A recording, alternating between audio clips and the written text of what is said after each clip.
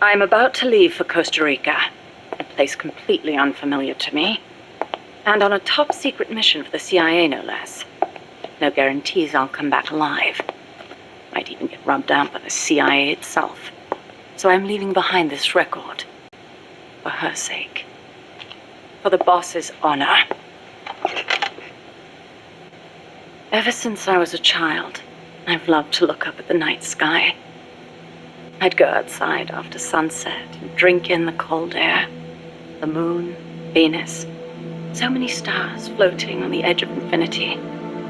In Manchester, it wasn't very often you saw the night sky in all its star-studded glory, but it was enough to stir a deep longing inside me. Even as others cowered beneath Nazi air raids, I was out there, watching the skies, dreaming of one day reaching the heavens. There were, of course, more practical concerns. My skin was incredibly sensitive. Even the slightest bit of sun would turn it an angry shade of red. Playing outside during the day was completely out of the question. Naturally, I hardly ever had the chance to play with other children my age.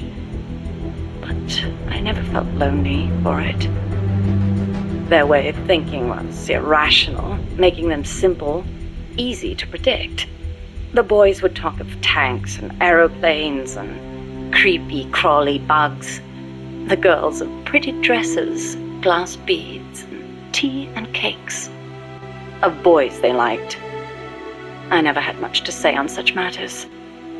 The curious thing is, adults really aren't all that different. They're simple, capricious, especially men. As they get older, their heads fill with thoughts of women, and more women. Thankfully, I always did have a head for mathematics. When I was about 10, I'd visited Dr. Turing, who lived nearby. We'd sit and discuss mathematical logic. The lights were always on at his house, even in the dead of night. Theoretically, he'd say, there's no algorithm that a computing machine couldn't reproduce. Dr. Turing wasn't foolish like other men. Although I didn't find out why until later, after he died.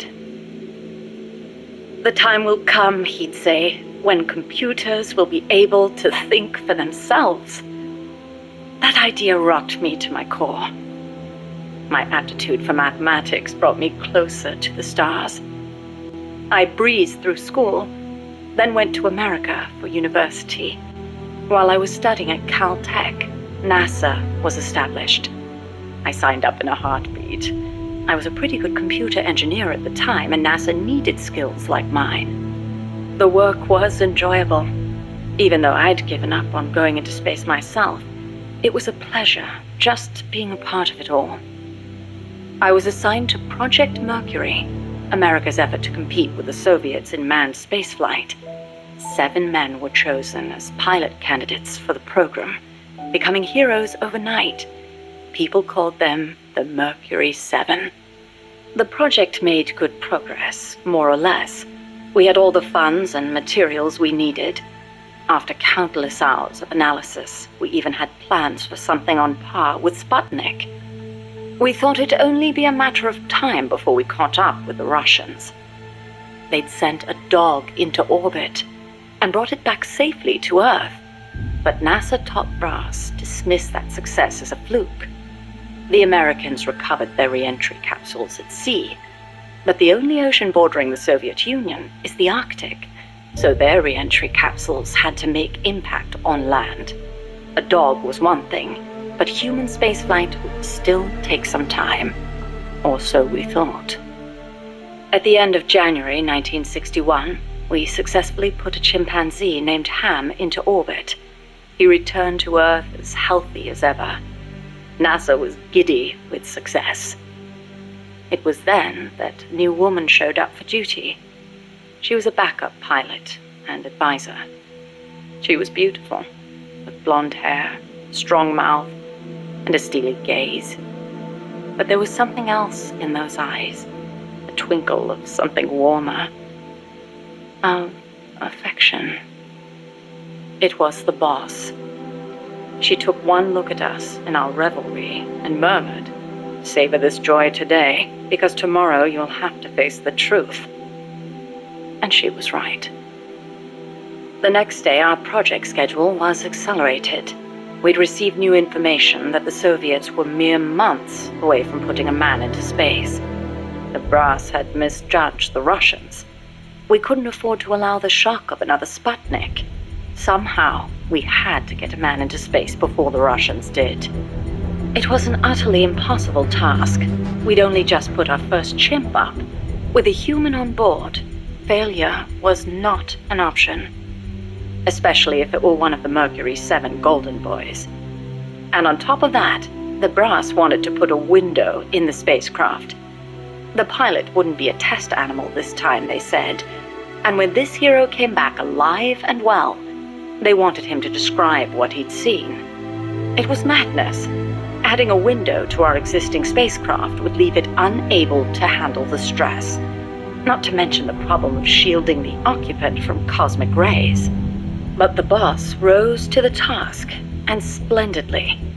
She claimed to be a layman when it came to space, but caught on keenly to new ideas and concepts. She was demanding, of herself and of others. She seemed rather cold-hearted at times. But I was smitten. She was beautiful, yes, but more than that, she was wise. Her mind was thoroughly rational.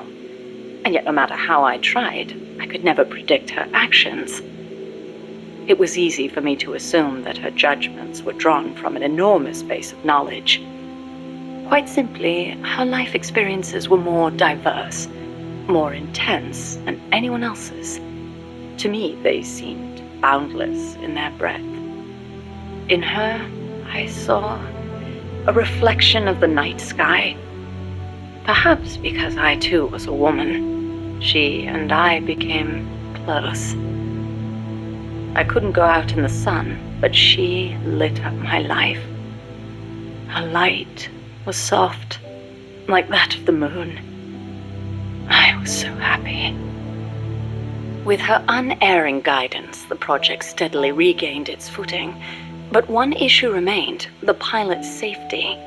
When the day came to choose a pilot, the Mercury 7 just quietly walked out. Who could blame them? It was far too great a risk to take. Even if they'd volunteered, NASA would never have let them go. They were national heroes, basking in the media spotlight. There was no way they'd be sent on such a mission. The conference room was silent. Then, slowly, she raised her hand, almost as if acting out a scene from a movie.